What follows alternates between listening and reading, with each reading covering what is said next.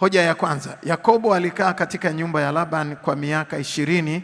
Kati ya hiyo miaka 20, miaka 14 ni miaka ya hasara, ya kupoteza, yaani miaka ya loss season, miaka ya kupoteza.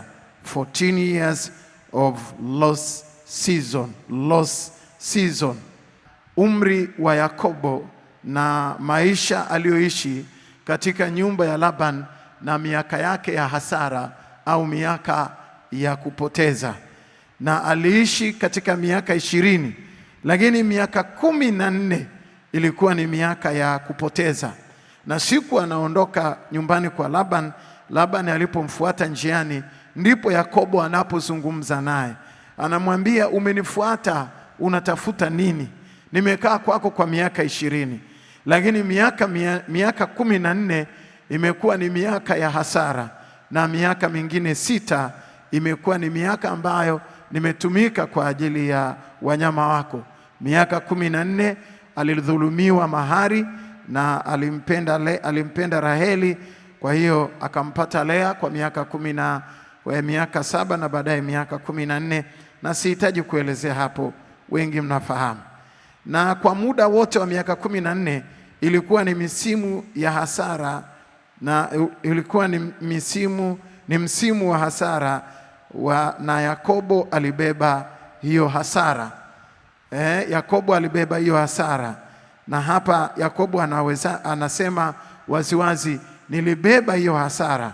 Na hapa pengine tunaweza tukajiuliza, how to carry loss, namna gani ya kubeba hasara na siku za kupoteza kwenye maisha ya kwako. Unawezaje kubeba hasara unapoelekea kwenye kusudi?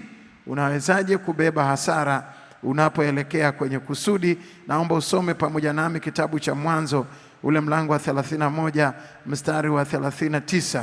Kitabu cha Mwanzo 31:39, Biblia inasema hivi: kilichoraruliwa na hayawani sikukuletea, mimi mwenyewe nimetoa hasara yake. Mimi mwenyewe nimetoa hasara yake. Wewe umekidai katika mkono wangu, ikiwa kilichukuliwa mchana au ikiwa kilichukuliwa usiku. How to carry loss, namna gani ya kubeba hasara unapoelekea katika na muda wako wa kusudi. Kwa muda wote wa miaka 14 ilikuwa ni msimu ya hasara kwa Yakobo, lakini nachoweza kuzungumza hapa, Yakobo aliweza kubeba ile hasara, na watu wengi wanashindwa kubeba muda wa kupoteza, wanashindwa kubeba hasara, wanashindwa kubeba ule muda ambao kwa kweli wakati mwingine unaona kana kwamba hakuna uzalishaji wa kihivyo katika maisha ya kwako. Miaka 14 ya hasara ya Yakobo ni mingi mno ukilinganisha na makampuni mengi ya leo. Miaka 14 ya hasara ya Yakobo ni mingi mno ukilinganisha na makampuni mengi ya leo.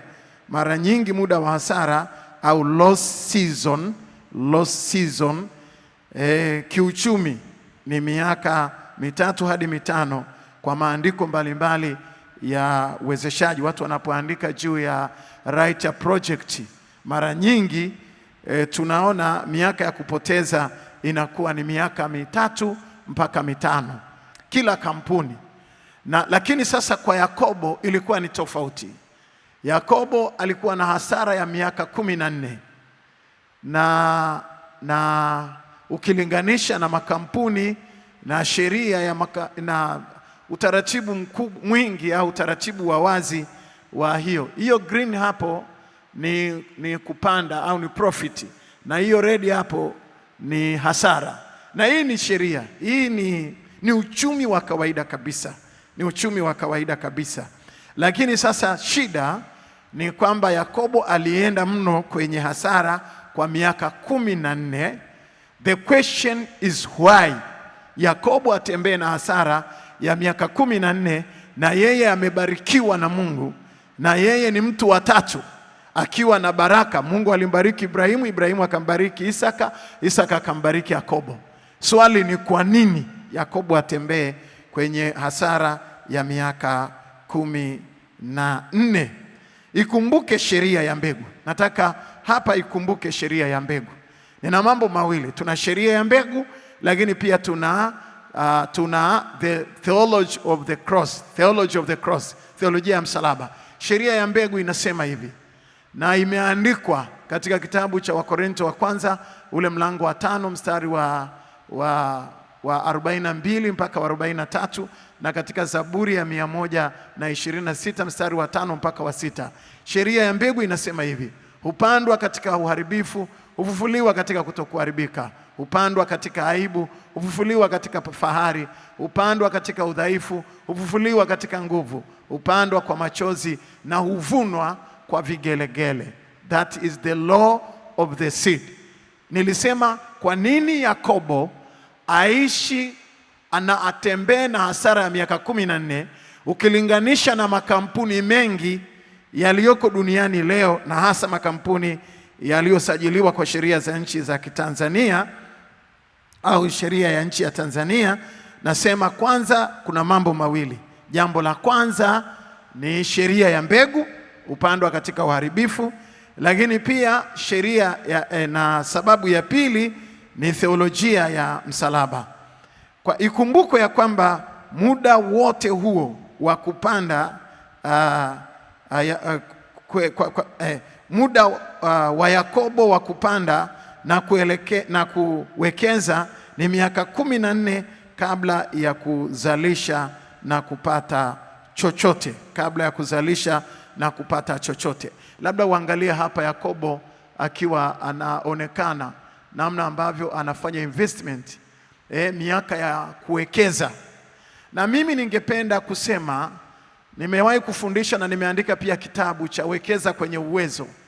Nataka niseme tu, ukiwa na kipawa ukawekeza kwenye kipawa chako kwa miaka 14, huwezi kuwa mtu wa kawaida. Ukiwa una wazo ukawekeza kwenye wazo kwa miaka 14 unanunuiza, hautakuwa mtu wa kawaida. Ukiwa una huduma, ukiwa una nafasi, ukiwa una kitu ambacho unatazamia kukifanya, ukafanikiwa kuwekeza kwa miaka 10 plus, miaka 10 plus, hawezi kuwa mtu wa kawaida. Sasa watu wengi hawajui na hawana nafasi ya kuangalia juu ya uwekezaji.